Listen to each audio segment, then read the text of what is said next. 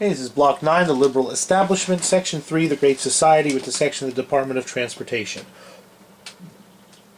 Johnson creates two new whole cabinet-level departments: a Department of Transportation that oversees the United States transportation network, the Department of Housing and Urban Development, which is its job is going to be to administer all of these anti-poverty programs that the Great Society was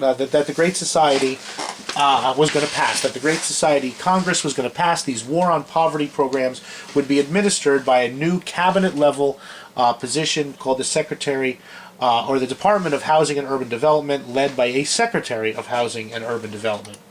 Johnson also passed the National Endowment for the Arts and the National Endowment for the Humanities, which provides taxpayer funding for artists, for musicians, for the liberal arts, things like that. The humanities, museums, non-industrial or military-based research was now all going to be supported by the taxpayers' money. These are things that a country that is wealthy and rich can afford to do. And the United States in 1964 was wealthy and rich, could afford to do things like the National Endowment for the Arts, and so it was done.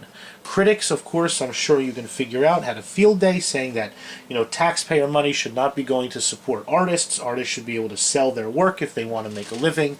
But in such a liberally minded Congress, in a country that had just overwhelmingly voted for the liberal Johnson, those voices were drowned out.